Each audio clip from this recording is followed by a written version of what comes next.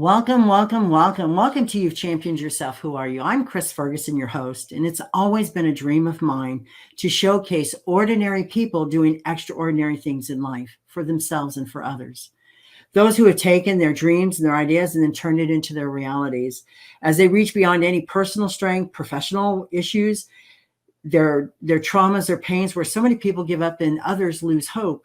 There are those few that can walk through any obstacle, all their challenges. They don't know where it's going, where it's going to take them. They just trust themselves enough not to give up, to do the follow through in their personal life, their career, and in relationships.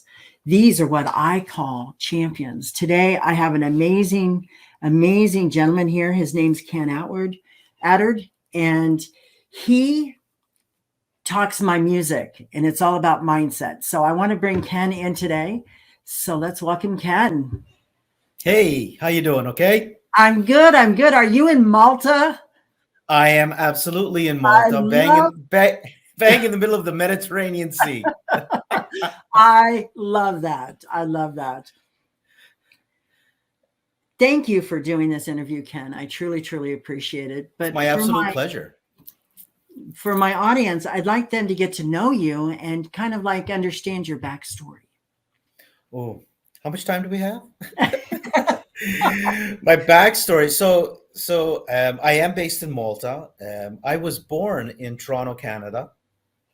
My parents are both Maltese. And after 16 years in Canada, I believe it was probably my dad who decided that he wants to go and live where the sun shines 300 days a year. I think he was tired of shoveling snow, amongst other things, and it was time to go back to his roots. So that means I was 14 when I arrived here, and I have remained here. I've been here for 42 years, and basically, I've remained here because I absolutely love it. And it's amazing when I look back, because today we're going to talk a little bit about mindset and about adapting and pivoting. And I look back now and I realize I think I was preparing myself way back then because I was an avid hockey player, and I moved to an island that does not have ice. So I was already adapting and pivoting there, learning how to maneuver into other sports and make the best of it. And so basically, I've over the years, I originally started out as a banker. Well, actually, right before that, I was just coming out of a student worker phase in school at the time, and I was actually working in a clothes factory for a little while. Then moved into banking for about 7 years, and from there moved into sales. I was a sales rep for one of the predominant companies on the island, and did that for about 3 years. Learned a ton, but then an opportunity came. I always felt like I wanted more, and an opportunity came, and I moved into another company, a very small company, which was not mine, but I had more say in it because it was a small company. And from there, became a company director. And then in the year 2000, I decided to move completely out on my own as an entrepreneur. Moved into retail. Opened my first retail shop in the year 2000. And went through and opened a couple of retail shops in the meantime between 2000. So basically between 2000 and 2006, opened about 3 retail shops and closed 3 retail shops. So that was part of my learning curve there. And had some, and let me make it really clear, had some really great success during those 6 years. Yet there was some really interesting lessons that I was learning as well. And then along that way, during those 6 years, intertwined with the retail, I actually got involved in network marketing, or as people know as multi-level marketing, and where personal development came into it. And that's why I'm mentioning it, because that's where I sort of started to get really my first taste of personal development. And I was personally really blown away. And I was really like, how come they don't teach us this stuff in school? Mm-hmm. And it was one of the catalysts for me to continue learning. And I just kept on learning. Regardless of MLM came and went and so on and so forth, but I continued learning in personal development. Actually, one of my biggest mentors, my cousin Jackie Beckman, I had contacted. She was in Canada at the time. Ended up bringing her over to the island. She created some events. I was selling these events. and just continuing on my personal development learning curve and continuing to learn. And eventually went into, did my NLP master practitioner as well, practitioner and master practitioner, started to coach people, work with people one-on-one for the most part. In the meantime, I also was delving into, I had a promotional merchandise business, which was moving fairly nicely. And really what happened then was believe it or not, in 2019, I decided, end of 2019, which I consider as divine intervention, was I decided, I really wanted to get my message out there, and just created a Facebook page called Mindset Malta, where I started to do some video clips, some live videos, just passing on some messages, some what I believe were good lessons. Started to get some good feedback, and this was end 2019, and then we all sort of know now what happened in early 2020. And I really decided then, I said, you know what? Because at that time, my promotional merchandise business was let's say my main income. And, at that point, many companies were, just didn't want to be, spoken to about promotional merchandise. They're like, Ken, we're attempting to stay alive here. We really don't want to buy something that we're going to give away free to our clients. We want to, we want to pay our employees. We want to keep our businesses, alive. So obviously that business from my end started to take a dive. And I said to myself, I never want to be in a position where an outside circumstance can literally stop me in my tracks. And I said, you know what, I'm just going all in with my personal development, with my mindset consultancy, which I've been doing now since then. Although I had, again, preparing myself all these years with the learning and what I've been going through all these years for this moment. And that's one of the reasons I decided to work with entrepreneurs, is because I was an entrepreneur, have been an entrepreneur for 20 years plus. I've been through really good times. I've been through challenging times. And I know it was mindset that actually helped me get through those really challenging times. When if I did not have that skill set, those learnings, it would have been a lot more challenging. So working with entrepreneurs as well, it was one of the reasons I wanted to do it, was because I am an entrepreneur. Yet also one of the other things was that I believe that entrepreneurs are many of them are our leaders. And when I say leaders, within the business community for sure. So I said, if I can have an effect on the way these leaders, one leader at a time, the way they're thinking, if they can have a shift in the way they're thinking, their mindset, which is going to have an effect on the culture right through their whole organization, then we're going to change the whole culture of the organization, one organization at a time, through one leader at a time.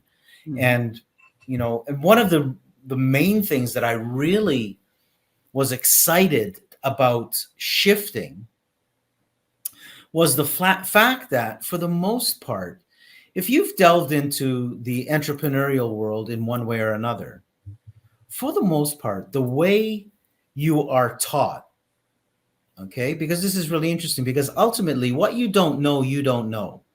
And what you do know, you most likely were taught or you learned from somewhere. The thing is, though, within the entrepreneurial world, what's really interesting for me is that most entrepreneurs are taught that as an entrepreneur, you need to prepare yourself that you are going to struggle, that you are going to sacrifice, and that you are going to suffer. Now, I am not saying that as an entrepreneur, you're not going to have your challenges. I have no doubt about that. Yet, if from the very outcome and continuously hearing this, that you need to suffer, you need to sacrifice, you need to struggle, what happens to many entrepreneurs is that sacrifice, struggle, and suffering starts to equal success. So now, because it becomes what we call a complex equivalency, so A equals B. So A being success, being struggle, sacrifice, suffering, B being success. So these become equal to success. So the minute an entrepreneur actually, it starts to become a little easier, it starts to become, not so challenging, whatever, all of a sudden the entrepreneur is saying, wait a second, what's going on? How come I'm not suffering? I should be suffering because now I'm not successful. Or they're going into their entrepreneurship, the lifestyle of an entrepreneur, already believing that they have to sacrifice, that they have to struggle, that they have to suffer. And if that's going to be your belief, that is Right. exactly what is going to happen. Right. It's exactly what's going to happen. So I'm really interested in shifting that scenario and saying, what if your entrepreneurial lifestyle, as an entrepreneur, you could actually find it fulfilling, Mhm. could have fun, could be inspirational, could be impactful. What if it could be all of these things, and all of these things now equal success? Wouldn't it be wouldn't it be easier to look at your business as fun, fulfilling, and realizing that you actually can enjoy it? It doesn't have to be a continuous struggle. And like I said, I really want to make this clear, because a lot of people say, but Ken, you don't know what you're talking about, because as an entrepreneur, you're going to suffer. You're going to struggle. I get it. You're going to have your challenges. I've been there. I've done that. I've been to a point where I felt like I was losing everything, putting in everything. And at the same time, I felt like I was losing everything. So it's shifting that mindset and understanding that you can shift it, yet you need to understand how you can actually do that. You need to start to create an awareness about how you can actually start to shift your mindset. So that's, in a nutshell, that I've come to this point now in my life that this is exactly what I'm doing. I continue to learn as a mindset consultant. I continue to have my experiences, but now I'm sharing my experiences. I'm sharing my knowledge when it comes to mindset. I'm sharing in a way, I'm all about simplicity. I really am all about simplicity. It is not rocket science. So many people think, mindset is something that it is not rocket science.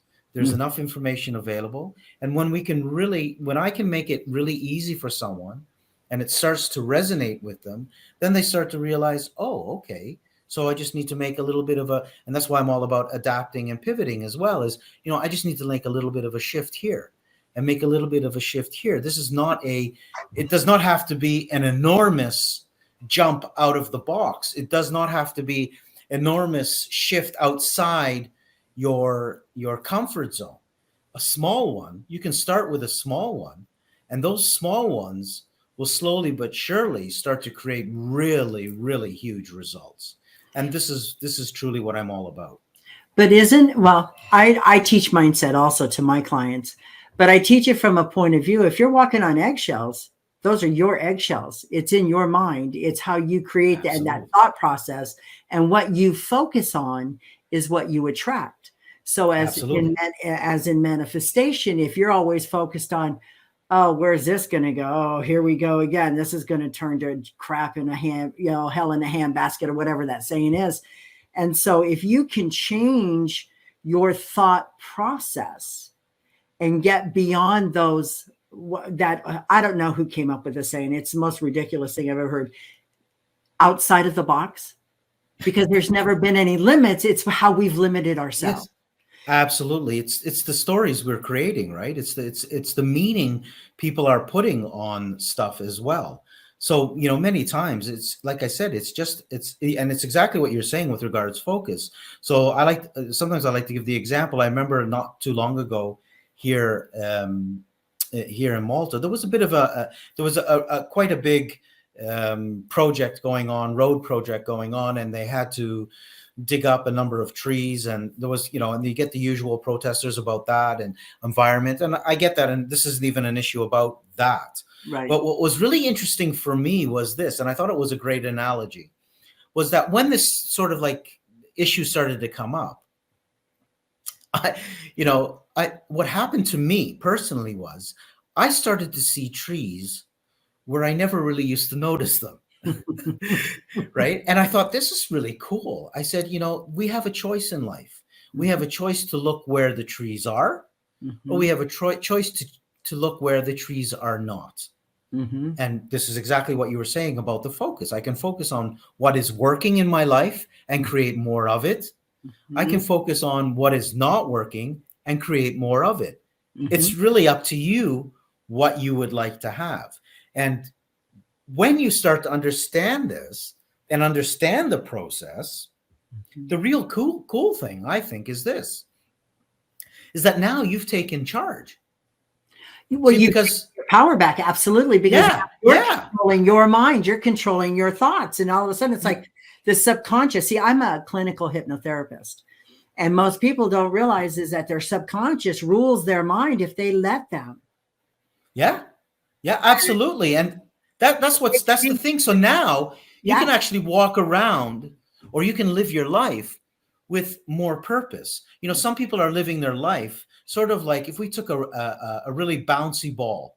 I like to use this example as well. Take a bouncy ball and you go into a four-walled room with ceiling, no windows, nothing, and you take this really bouncy ball and you just throw it. So this ball is going to hit the floor, hit the ceiling, hit whatever wall next, haphazardly. As many people are living their life. Yes. One day is really good. One day is not so good. Another day is horrible. Another day is great. And it's just, there's no direction. There's no, but yet when you start to learn the process of how to start to think on purpose, how to start to shift beliefs, how to shift that programming from the unconscious, now, like you said, you take the power totally back in your hands, because now you're in the driver's seat. So ultimately, and again, to let people off the hook, anybody who potentially is listening here, I like to let them off the hook because, like I said, what you don't know, you don't know. And you may not realize yet that until today, when you're listening, that, the results and the experiences that you are having in your life are only a byproduct of the way you are thinking, of your beliefs. Yes. They're a byproduct of it. Sure. So really simply put, look at the results and the experiences that you're having in your life and take a particular area. So say, I want to look at my health. You look at your health and you say, I'm really happy with this. Or you know what? This really isn't going in the right direction. So you look at it and you say, I'm not happy with this result. It's the result I'm getting is unresourceful. I need to take it right back. Okay, so what am I actually thinking? What are my beliefs that are creating this result, this experience? What is it I need to start to shift, to adapt, to pivot, to change, so that I can create a totally different result? And that is so true. But a lot of people have a lot of fear, and that fear overcomes the desire in a lot of cases. And that's how they can get put in that position. They're just like, I don't know my next step. I don't know what to do next. I don't know how to do. And again, it goes back to what you said. You can only know what you know. And until you know it, don't blame yourself, but don't have the guilt and the shame and all of those emotions for not stepping out and stepping into the next level. Yeah, like this is what you're saying right now is very, very powerful. And let me explain what I mean by very, very powerful. And I do my best with anybody I meet up with personally nowadays, because I truly believe this one thing is missing many a time, or people just don't understand it. And I actually look them in the eye and I tell them, listen, where you are in your life right now is absolutely perfect. You have nothing to fix. There is absolutely nothing to fix. You are perfect the way you are right now. You are exactly where you are meant to be right now. Are there some behaviors that maybe we can start to shift and change? Yes. but you're not your behaviors. They're just behaviors. When we start to get to the true essence of who you are, you're beautiful as you are. So know that and be gentle with yourself, as you would be most likely be gentle with a friend. Mhm. If you had a friend going through a very challenging situation and maybe they've made some what we call mistakes, you probably would say to them, "Hey, listen, it's okay. You're going to get through this." You know, one of the, and I'll mention this. You know, one of the most profound things that my dad has ever said to me happened when I was going through a really, really difficult time. And like I said, it was this time when I felt like I was going to lose everything. And now, and just to give you a bit of a backstory to this, my dad is not a academic. Mm-hmm. My dad moved to Canada in the 60s, found a job in a factory and worked in that job for 16 years and knew what he was doing in that job. And that's, you know, so he's not an academic. But when I was going through this really challenging time, and like I said, I felt like I was going to lose everything. He just turned to me when I was explaining to him what was going on, which was a very humbling moment as well, facing your parents and saying, "Listen, you know." Mm-hmm. And he just turned to me. He said, "Don't worry, Ken. We'll get through this." Now, maybe you were expecting something, you know, out of this world or that, but he just said that to me. He said, and that I was blown away because he just had full confidence in the fact that, you know, don't worry, we're going to get through this. And I'm mentioning this because I truly believe when people are listening and some might be going through a really challenging time right now, you're going to get through this. It is a part of your life right now. That's all it is. It is one phase of your life. I like to compare it to a pit stop. It is a pit stop in your life right now where you are changing the tires, refueling, maybe changing a body part, and you're going to be out there for the next lap. And you start to create new results.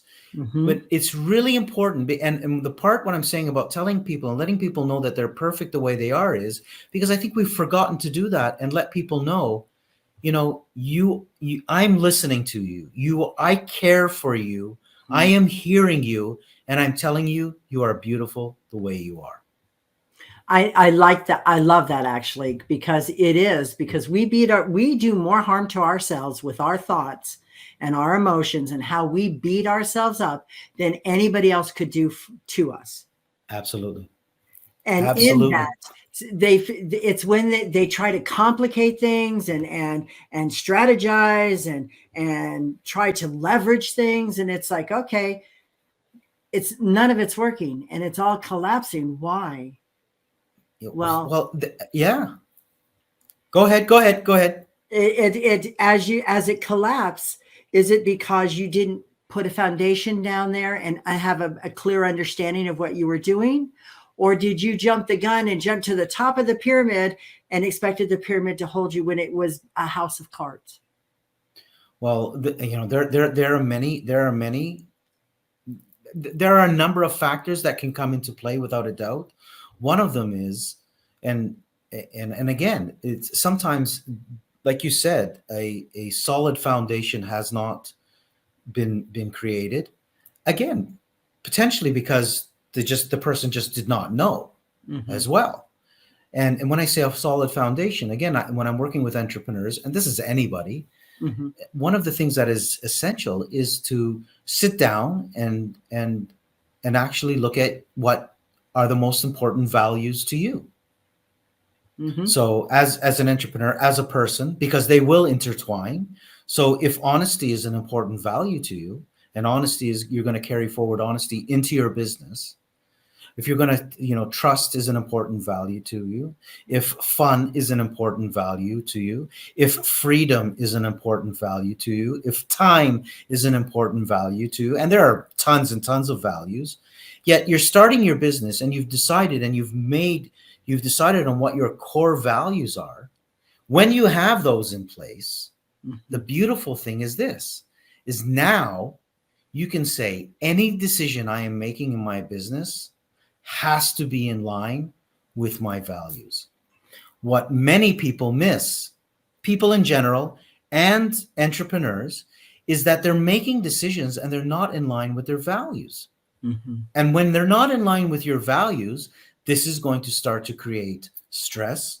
It is going to start to create all kinds of things that are, it's misalignment. Mm-hmm. You're just not going to feel good about yourself, because if you say honesty is an important value to you, and you're not being honest with your clients, Mm-hmm. for instance, this is incongruent. Mm-hmm. And it's not in line with your essence. Mm-hmm. And this is what starts to create this turmoil and this friction. And then at some point, as you said, things start to collapse because you won't be able to handle it for very long. It's virtually impossible. And I agree as far as boundaries, setting boundaries. If you are going to have some core values, you have to learn your no. You have to learn not to be people pleasing. You have to learn to prioritize yourself as important as everything else. And Absolutely. A lot of entrepreneurs don't do that. They see themselves as collateral damage, I want to say, because I'll give up this to get that. I'll give up this to get that. And again, that's where you, like you said, gets you out of alignment. But I'd like to talk to you about your ARC method, Mm-hmm. the ARC Okay. method. Yep. So basically, I call it the ARC method. So I have a program which is called the Inside Lane. To be really clear, Inside Lane, obviously, it refers to two things. So the inside lane, because there's a lot of inner work that needs to be done, because we do have to look at ourselves. We have to go inside, because everything that is happening outside of us is a reflection of what's happening on the inside. Also, the inside lane, because the inside lane is the shortest lane. Now, you can be on the outside lane and still arrive. Do not get me wrong. Mm-hmm. Yet, if there was a way that was a little bit shorter, that someone could show you a way that would help you to shorten the learning curve, it would just make your life a little bit easier. Now, within the inside lane, I use what I call the ARC method. The ARC method, essentially, I chose ARC because ARC is one of the strongest foundations in architecture. And the ARC method is made up of 5 different pillars. And these pillars are a very strong foundation when it comes to mindset. And basically, these pillars are made up of awareness, which is learning. Mm-hmm. Because like we said before, what you don't know, you don't know. And sometimes just because you just don't have the awareness. It's made up of adapting, which is change. Mm-hmm. And change is the only constant. Right. Expect change to happen. You might start your business today. I remember many years ago when I opened my first retail shop, which was a souvenir shop. I live on an island. Tourism is a big thing. I opened a souvenir shop. It started moving tremendously well. I was really happy with it. I opened it in August of 2000. In 2001, for those who might not remember, but Twin Towers happened. Mm-hmm. Yeah. And tourism took a beating. People weren't traveling, and things started to shift. Right. And I remember, and I say this with the utmost, I remember looking up and saying, listen, not that I would have ever wanted this to happen, but could you have given me 5 years at least? Not just 1 year, right? Because it was a really good year, but could you have given me 5 years? Anyways. So change is going to happen, and you got to start to learn. You start to shift. Okay, so what could I do differently? How can I? Anyway, so change, that's adapting. That's the second pillar. The third pillar, right in the middle of the 5 pillars, is alignment. And this is where inspiration happens. And, and alignment is key. It touches on everything. And, and it's aligning with something that is much bigger than you. Mm-hmm. And you can call it whatever you'd like to call it. Some people like to call it God. Some people like to call it source. Some people like to call it the field. Some people like to call it the quantum field. You can call it Bob. You can call it Jane. You can call it Bill. It really doesn't matter what name you give it. Right. It's there. There is something bigger than you. And when you can learn, and you can, to align with that, this is where everything you want is. Mhm. Because when you align with that bigger source, I like to call, actually, I've coined it, the umami self. Ooh. And why do I call it the umami self? For those of you who understand in the food world, umami is when you eat something and it has this indescribable taste that's just phenomenal. In fact, the definition of umami is the essence of deliciousness. Ooh. So the umami self is the essence of the deliciousness of who you really are. Mm-hmm. And when you align with that, there is no lack, there is no sickness, there's nothing missing. Everything you want is there. So that's the third pillar. And amazingly, for entrepreneurs, just to, again, maybe a tiny bit of a tangent here, but not really, is that entrepreneurs are taught to take action. Mm-hmm. If you go to any entrepreneurial event, we hear about this. Oh, because if a dream is just a dream, if you're not taking action and wishful and all this, you got to be taking action. You got to be taking massive action. And we hear about all of this. Wonderful, great. I'm not denying it. Far from it. Yet what I have discovered is there is a significant difference between taking action and taking inspired action. Yes, there is. This is where alignment comes in. Mm-hmm. Because you will save a ton of time.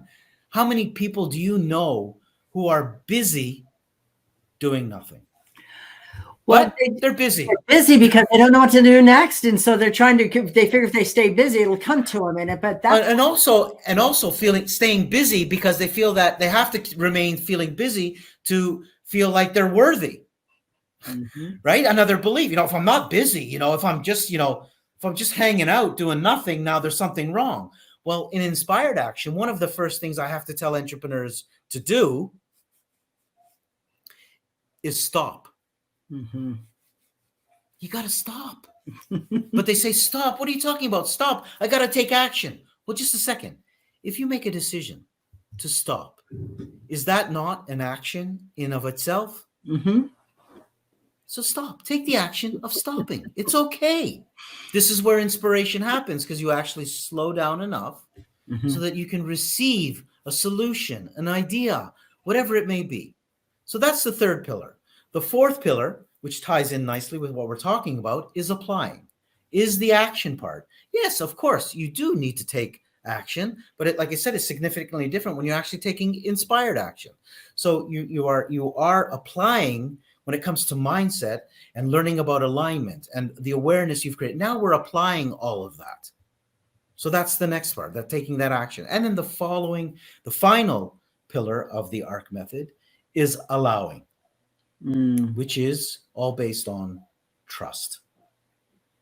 Trusting ourselves, trusting the divine, because really and truly, everything, and where you, like, and again, tying it in with what I was talking about before with, you are where you are right now. It's perfect where you are right now. So if you truly knew, if you truly trusted that everything is always working out for you perfectly, even when it appears not to be.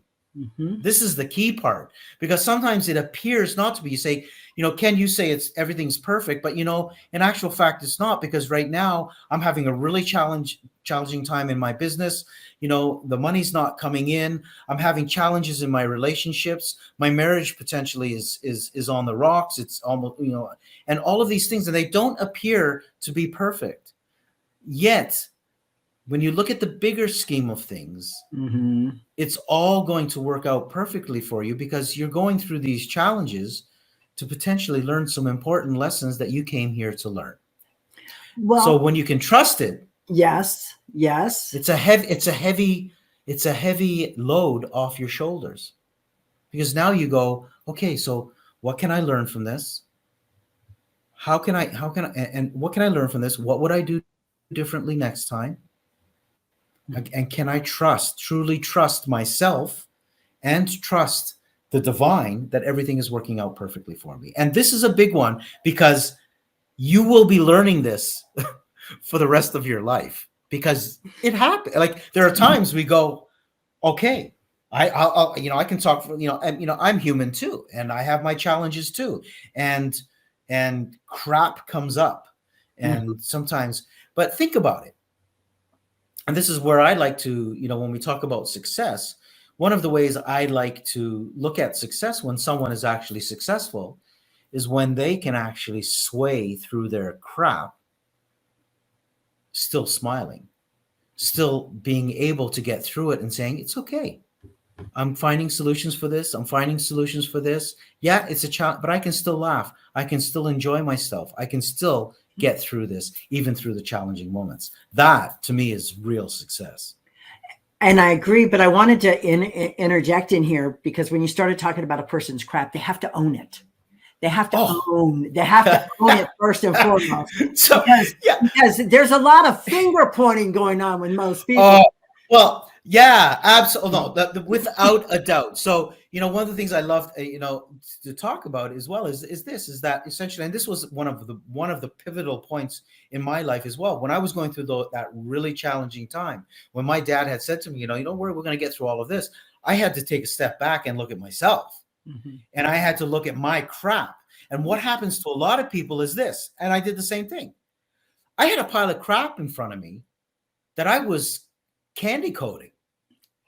No, this is good. I was just candy coating. The fact of the matter is this: you can candy coat it as much as you want. It's still a pile of crap until you're ready to look at it and say, you know what? This is a pile of crap. The minute you do that, you can now actually look at it and go, okay, bring me a shovel. Let's start getting rid of this crap. Mm-hmm. And you'll be amazed at how quickly things start to turn around. So absolutely, I agree with you 100%.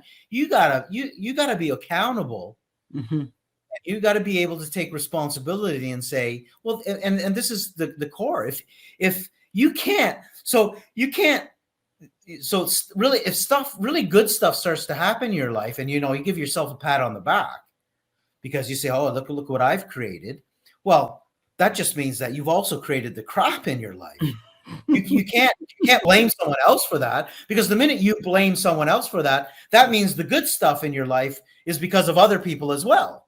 If that was the case. Yes. But it's not. You are creating your reality without a doubt. So yeah, absolutely. You gotta be accountable for it. You gotta look at it. You gotta be willing to look at it. But it's so beautiful when you can actually look at it and take the responsibility and be accountable for it. Mm-hmm. Holy mackerel, because now that you've taken all the power back. Epiphanies happen at that point because you get such clarity. Huge. You just went, it is that, absolutely big aha moments. Understanding. I absolutely agree with you. You also have a program called the Triple U Syndrome. The Triple U Syndrome. Well, that's not actually a program. It's something I came up with, which I believe that many, and we've already delved into it a tiny bit. Yet, so many people, but also entrepreneurs, I believe, suffer from what I call the Triple U Syndrome. Now, the U being the letter U. So very simply, it's this. We're talking here about mindset, and we're offering some very valid, what I believe is very valuable, valid information. And let me make something really clear for anybody listening. If you believe, or you're hearing something that I'm saying, and you believe that this is totally useless, and you can't find a way to use it, I'm going to tell you right now, go ahead, throw it away.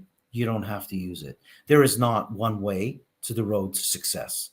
Mm-hmm. There are many different ways. So if what I'm saying doesn't resonate with you, that is okay. The minute you have someone who's teaching you and tells you that my way is the only way, that's the minute you run away. Because there isn't just one way, okay? But if there's something that you're hearing here and you can use it, go ahead, use it, take it, run with it, and utilize it. And why am I saying this? Because we're offering information. Information about mindset is amply available. We are not reinventing the wheel. I might be presenting it in a slightly different way from my perspective, from what I've learned, and make that very clear. It's my perspective. It has worked for me, so I want to share it. But there's information is available galore, and which is really cool because think about it. I have more information available to me in one day than my grandparents could have had available to them in a lifetime. Mm-hmm. But in one day, I can have all that information. Mm-hmm. And most people have heard about mindset. Mm-hmm. Most people have heard of something about mindset, and they may have gotten intrigued. They may have gotten interested, and they delve into it for a day or two, for a week. So what they haven't realized yet is that mindset really truly is your superpower. Mm-hmm. So what happens is what happens is most people underrate it. They underrate mindset. And what happens when they underrate it? Like I said, they delve into it for, they listen to maybe something like this and they go, oh, that's really interesting. And, I should look into this. And they delve into it, like I said, for a tiny bit. No different than, I don't know if this has ever happened to you, Chris, but have you ever bought a book and just left it on the shelf and never read it? Or took a long time?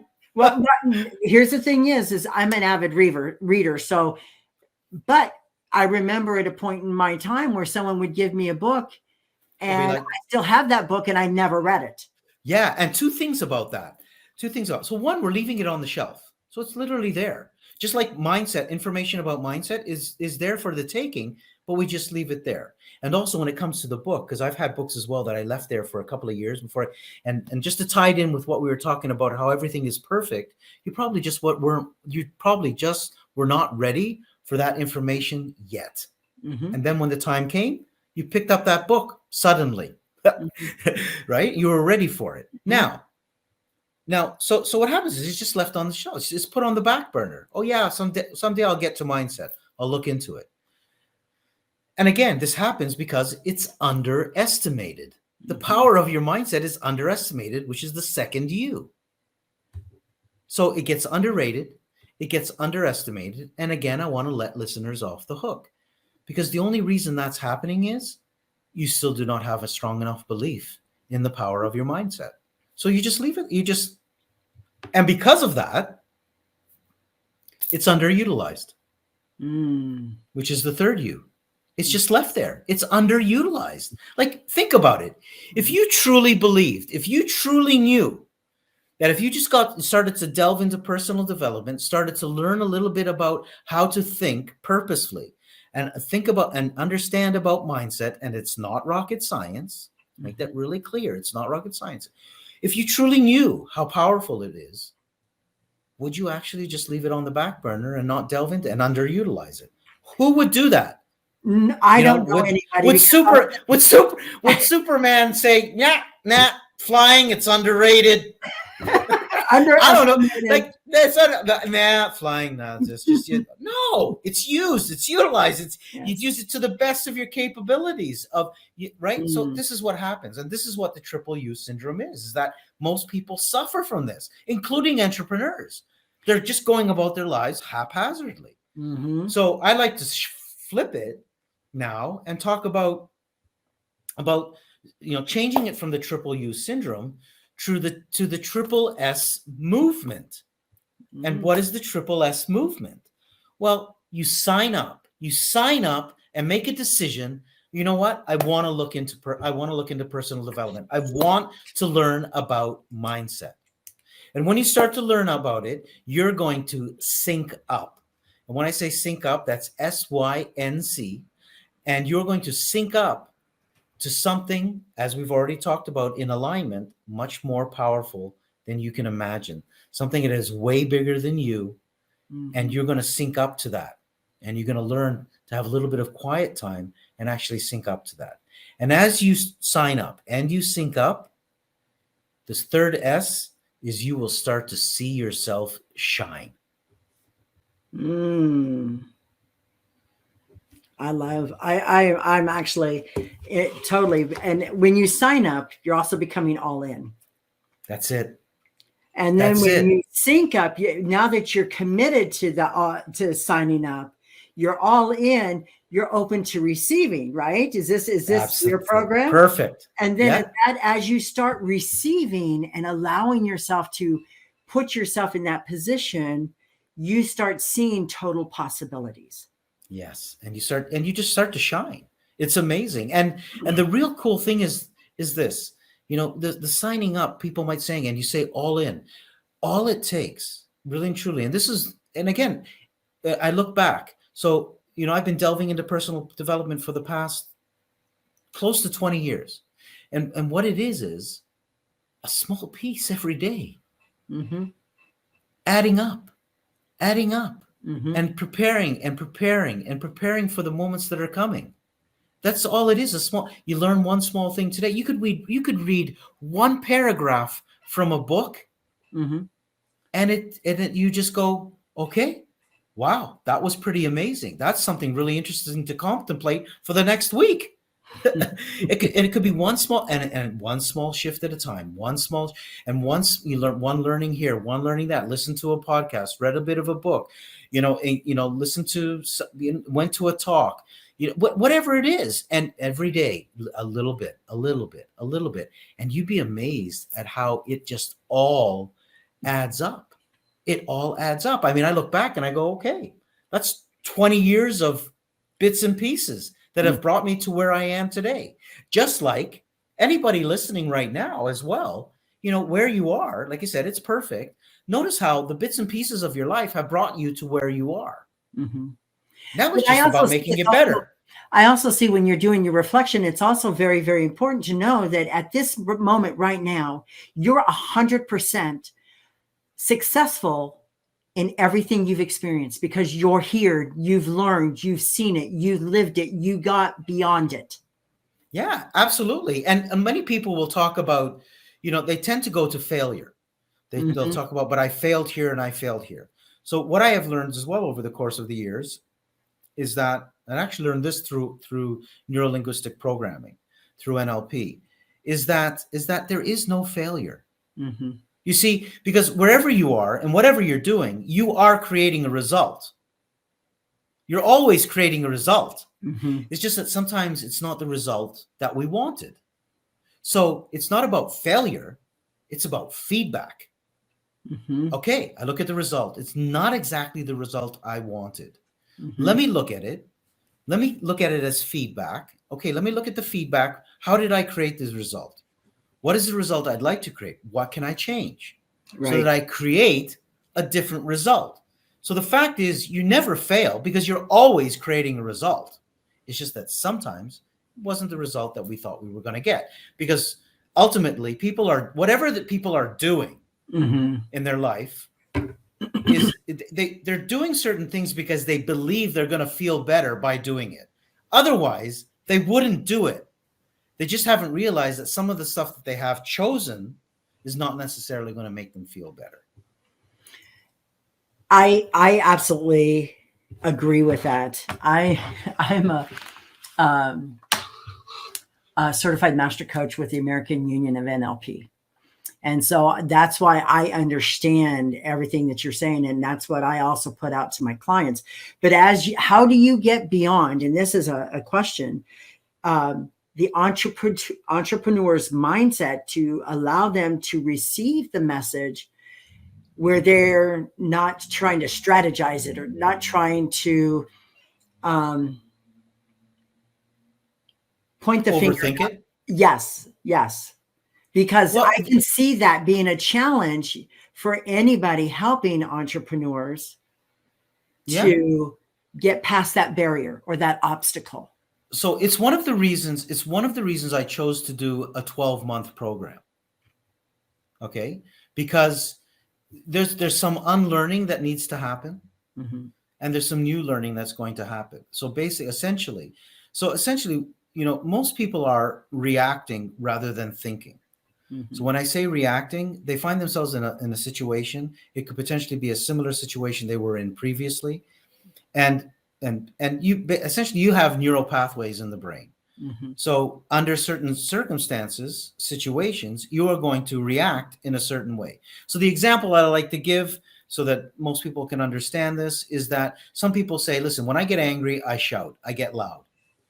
Well, that's just a learned behavior. So basically what happens is every time you get angry, you don't think, you react, and you yell. So I'm just saying, what happens is when you start to go through the program, you start to learn maybe there's a different way. And now you learn to take a step back and you go, okay, before I react, could I respond in a different way?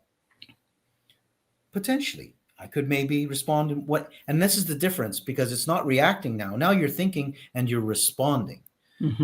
So what happens is, as you start to learn a different way, a better way, that's going to give you a better result, what happens is you start to create new neural pathways. And as you create the new neural pathways, those start to get stronger and the old ones start to dissipate. Yet it's learning. There is a learning process involved. There is unlearning certain things. And yeah, sometimes there's going to be resistance. Resistance to change. We're going to learn about change and why, you don't have to resist change. And the more you resist change, Right. the more challenging it's going to be. Because whenever you resist something, it just pushes back. Because if I push you, the chances are you're going to push me back. It's the same thing with our thought. When you're creating that resistance with your thinking, no, I change. I don't want to change. Things are working. No, you're just going to create resistance. So you start to learn about that. You start to learn about the process. First thing you have to become is, and that's why the first pillar is awareness. Maybe you're totally unaware of the thought process that's going on. And you just might find yourself going, oh, I get it. Oh, I understand. Oh, so that's what's happening. And now you start to become aware. So it's and understand, like you said about, the unconscious. So the reptilian part of the brain, where 95% of the, what you're functioning on is 95% of that is of those programs. So this is what we're looking at, is changing those programs. It's no different than, I like to describe, if your system is always, okay, from work, I go home. So I leave work, I go home. And that's what you do. Now, and you drive home. Now, on a particular day, you realize that you need to pick up a couple of groceries before you go home. So now you've left work. You're using the front part of your brain, the frontal lobe, because that's where the conscious thoughts are when you're actually thinking about it. Okay, and you're saying, okay, I need to go and get groceries. I need to go and get groceries. Now, if for some reason you get distracted, you just might find yourself arriving home without the groceries. Well, and I know this has happened to me. Let me tell you. Right? And then you get home and you go, I was supposed to stop and pick up that, and that. So essentially what happened, you got distracted and your brain went to default program, which is default program was work, home. Sometimes you don't even realize where you drove through. It's just so automatic. So you got it. So what happens is sometimes we have to start going through the learning process. We need to consciously think about what we're doing, because we're creating a new neural pathway. We're creating a new habit. We have to go through that so we might need to do it once, we might need to do it twice, we might do it 3, until we've actually created the neural pathway where we get to the point of what we call unconscious competence. You just do it. It's a habit. You just do it. Yeah, I call that the shiny item syndrome, because that shiny item always catches your attention. It can. And your subconscious, and it's derailing you because you're listening more to your brain instead, and your subconscious is like, no, we don't want you to do that. We don't want you to have any control over here. So we're going to give you that shiny object syndrome and derail you. So it is a very conscious act. Absolutely agree. Yeah. So this is what happens with entrepreneurs, is that they need to go through this process. Now, I'm not saying that learning doesn't happen quickly as well. Yet there are certain things it's going to take a little bit more time, because, like I said, you're unlearning some stuff and you're relearning. You're learning new stuff. So this is how I like to take, and if they're going to be, you can be as resistant as you want. And this is up to the individual then. Or the individual can say, okay, let me start going through this process. If you want more time freedom, like, if your business is, and this is what I'm all about, is letting entrepreneurs regain their time freedom, because so many have gone down a rabbit hole and they're working, 14, 16-hour days, and not temporarily, it becomes the norm. So this starts to create imbalance. It goes against some of their values, because as an entrepreneur, they probably started the business because they actually wanted freedom. That's usually it. Yeah. So it's completely incongruent. And now you jump in the frying pan of hustle. Yeah, absolutely. So now, Okay, so let's start. Let me show you how you can start to actually regain your time. I love And that. it's amazing. I did a little exercise, and it's amazing. So, if I came to you, Chris, and said, listen, I want you to take 42 days off. You probably, as an entrepreneur, most entrepreneurs will look at me and go, what are you talking about, Ken? 42 days. How can I take 42 days? That's impossible. My business would just, completely dissipate. Mm-hmm. And then I flip it and I say, okay, so what if you could dedicate 1 hour a day to yourself? So whether that be part of it might be working out at the gym, might be a little bit of quiet time for yourself, whatever it is. Maybe you just want to go and enjoy a little, just whatever it is, 1 hour a day. Mm-hmm. If you did that every day, that's the equivalent of 365 hours in a year, which is the equivalent of 42 8-hour days. I'm so glad you said that, because when I first became an entrepreneur, my schedule was crazy. I have to tell you, I was working full time. I had a part-time job. I was volunteering, and I didn't have any time. Yep. I didn't have any time. Let's be real. Then when I retired, I said, wait a minute. I have to take time for myself. I have to rejuvenate. I have to get clear. I have to stay in my authenticity, as I call it. So I scheduled 2 days a week off. So I'm loving the fact that I'm ahead of the game here. So I'm getting 84 days of time off in a year compared to what I was doing before. But at that time, I guess in my mind, I was prepared to give that time for a short amount of time to do all the things that I was doing, but I knew that there was an end date in mind. Yeah, and this is really important, because I believe many entrepreneurs actually start out that way. They think, okay, it's the beginning, it's just going to be for a short period of time, and then 10 years down the road, they're still doing it. So, and I can understand it, because again, the way we're taught that the more action we take, the more time we're putting into it, the better the results that we're going to get from it. Now, yes, there are certain times when you are going to be dedicating a number of hours to your business, without a doubt. Yet when you start to really balance things out and start to understand, and especially with the alignment and how you can actually draw business to you rather than going after it, now you start to realize how you can actually use your time much better. And ultimately realize, and this is, the youngsters have actually, so the youngsters coming into the world nowadays, the consciousness is always expanding.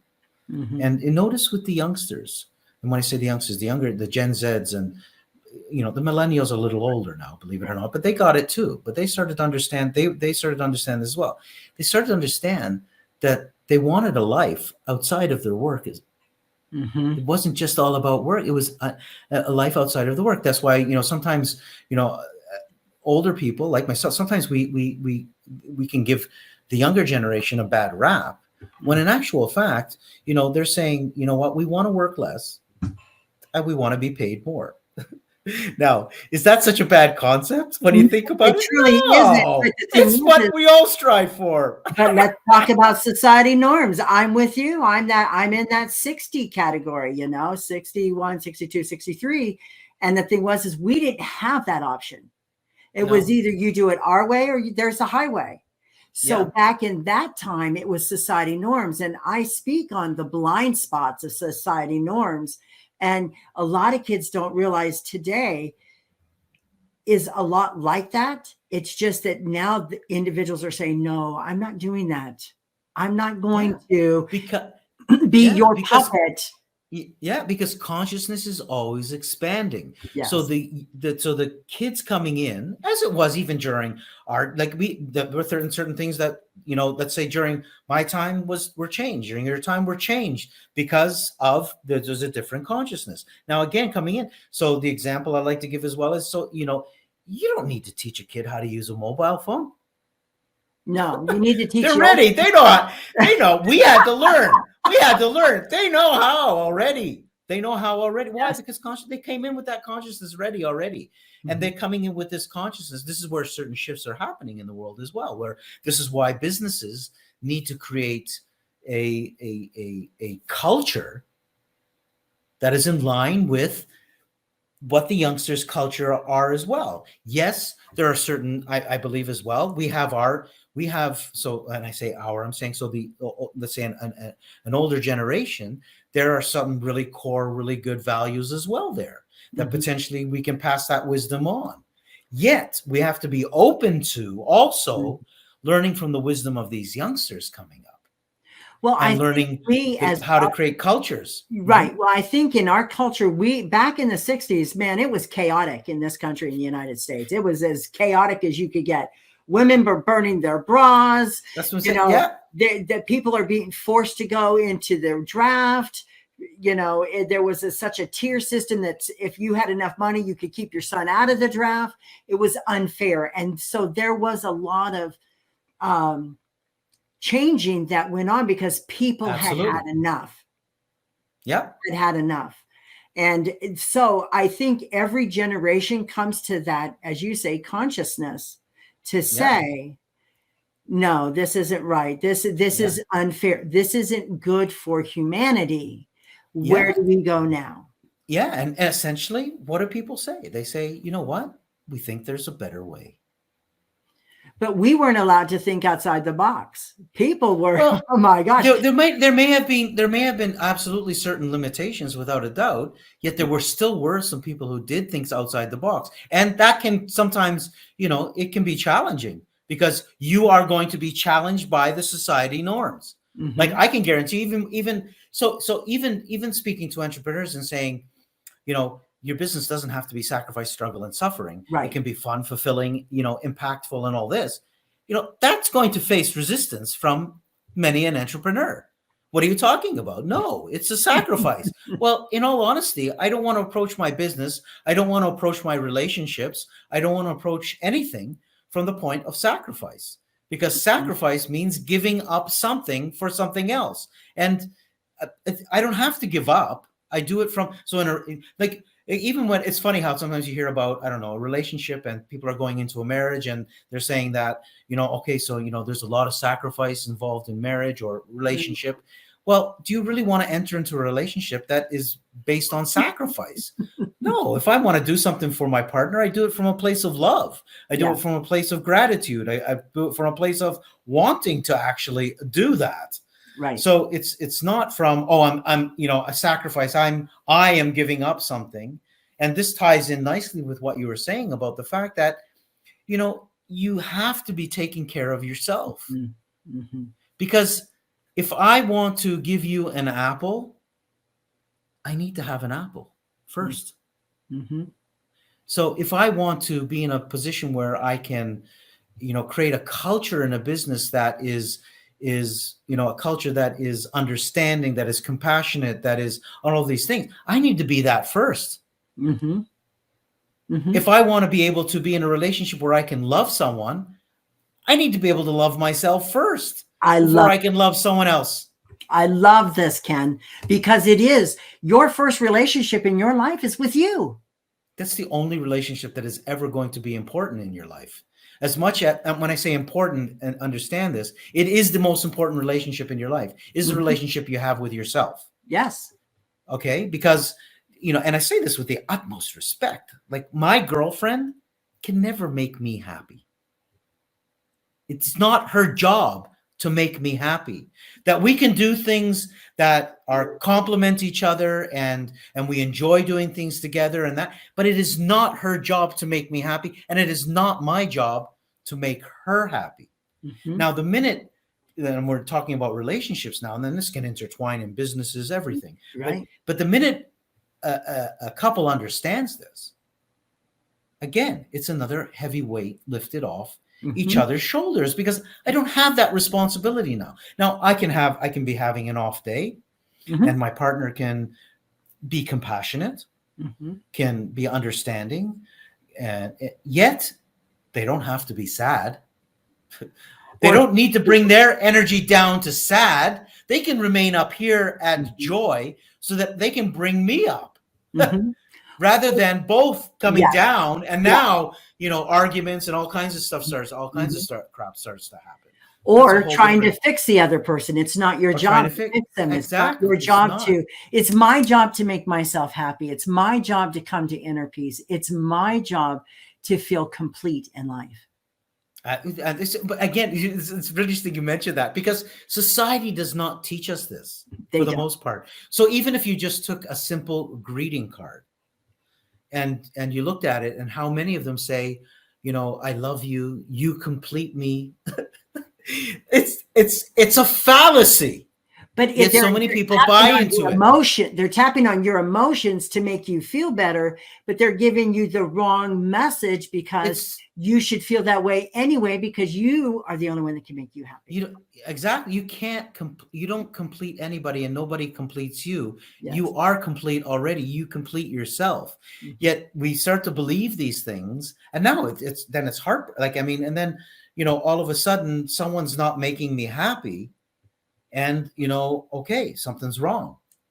Well, no, it's not their responsibility. So it's and you start to, and this all starts to intertwine in every piece of our lives, right? Because, it's as a leader, if I'm working with people, I need to understand the emotional intelligence that is involved is many times missing in leaders. I get it. You're running a business, and I get it. The bottom line is important, without a doubt, because without the bottom line, you can't continue your business.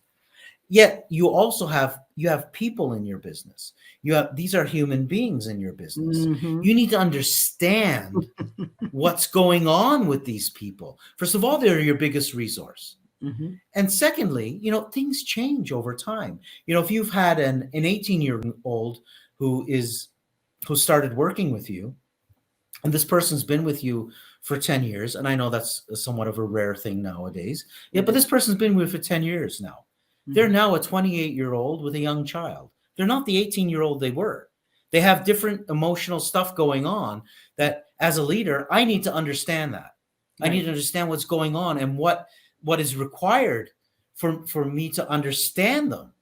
That's the culture you want to be creating, because, again, coming back to what I was talking about, that your employee, the culture, you're creating a culture of, we actually care. Mm-hmm. As a leader, I care about you as a person. I care about you so that I can bring out the best in you. But they're also showing the action at that time. So their words and their actions are matching, instead of just saying something. Absolutely. And then Absolutely. The employee experiencing something different. And that I love that, because that is key. Because how many people truly in our time, in younger people's times, it's like, we're paying you to be here, do your job, and go home. We don't want to know nothing else about you. Well, guess what? You're going to have the highest turnover ever. You're going to have people that are going to compromise themselves, drop their integrity, drop their morals, and just say, well, if that's all you want of me, then I'm not going to be that creative person and help show you where these could be fixed or where these could change to make you more money. Absolutely. And this is happening more than ever now. If you look at the research is showing that people are leaving their jobs more for the fact that they don't believe they're in the right culture, right, than versus money. Mm-hmm. This is what they talk about, the great resignation, and this is happening over and over, that people leave because the mm-hmm. culture is not the culture that they want in where they work. Right. More, you could be offering me a great money, but if the culture is not there, they're still not going to work for you. But see, I, as an older person, have developed that attitude also. I kind of evolved because I worked with troubled youth for 21 years. So I saw these kids. I mean, these kids were, because they were socioeconomically in devastating areas, and they're coming to school and bringing those understandings and those perspectives. It was challenging, but to show them, you don't have to stay there. That might be that now, but get your education, graduate high school, become yourselves. That's your first competitive step in life. Yep. To take the next steps of whatever you want to do. Yeah, and it comes down, and in situations like that, I can understand like there's some huge challenges there. But ultimately, it always comes back to yourself Hmm. and choices you're going to be making, because you always, even under the most dire situations, sometimes you still have a choice. They can be difficult. I mean, I say this with the utmost, because I can understand, and you'll understand even more so because you've worked with these youths, that but there always is, okay, we have choices here. Let's look at the choices. And sometimes they're going to be really difficult choices. Yet you take one step today, you make a choice. You've created a new boundary. You take another step, you've created another one. You take another step, and one choice after another. And especially when you can have some guidance, someone helping you along the way is absolutely, I don't think there's anybody that essentially does it on their own. I agree with It's that. Those lessons come to you to teach you. Yeah, absolutely. And we don't do things doing things on your own. I mean, you can, but it's going to take a lot longer, and a lot of times it's unnecessary. Hmm. It's unnecessary. When someone's already went down that path, they can actually show you, like I said, they can reduce the learning curve. They can get you closer, maybe not exactly, but they can get closer to the inside lane. So it's shorter. I love that. I love that. Ken, give my listening audience 3 tips about being a successful entrepreneur. 3 tips about being a successful entrepreneur. Yeah, the 3 basic tips for becoming successful as an entrepreneur. For me, it would be, one, I would say appreciate every single day. Find time to appreciate whatever it is, so that you set the tone for the day, especially when you do this first thing in the morning. Set the tone, appreciate. Okay, entrepreneur or not entrepreneur, appreciate what you have. Be eager for more. There's nothing wrong in being eager for more. The second tip, some great advice that was given to me many years ago: shut up. Learn to shut up and listen and hear what other people are saying.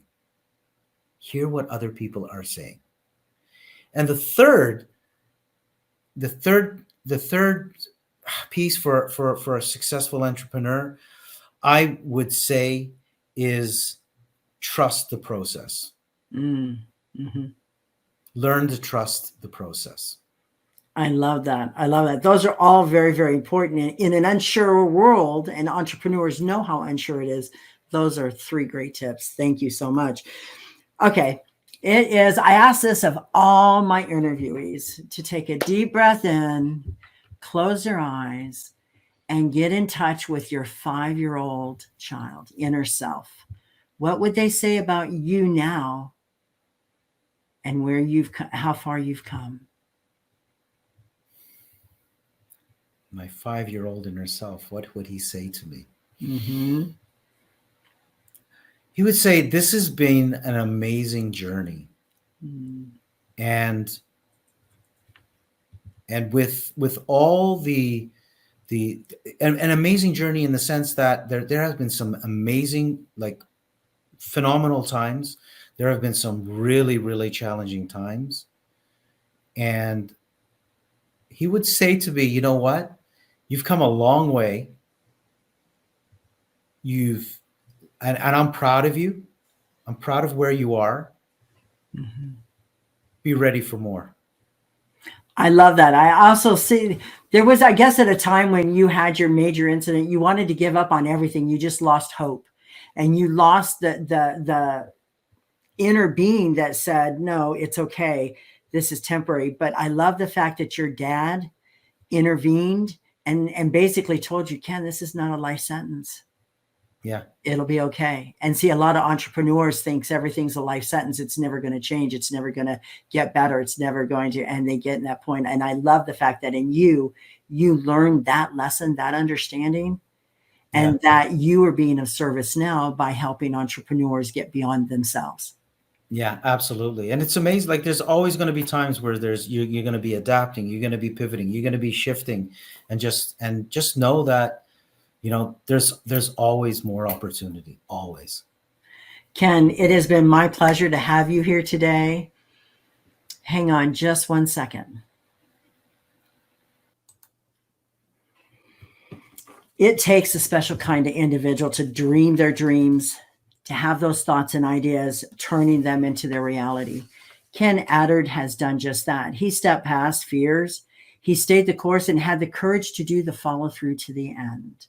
Ken Attard, you've championed yourself. Now we know who you've become. Thank you for sharing your ideas, your thoughts, and your processes with us here today. I'm honored to have you as a guest. And I love the fact that you love to laugh. And that's laughter is, for me, in my life has been key. So thank you, thank you, thank you.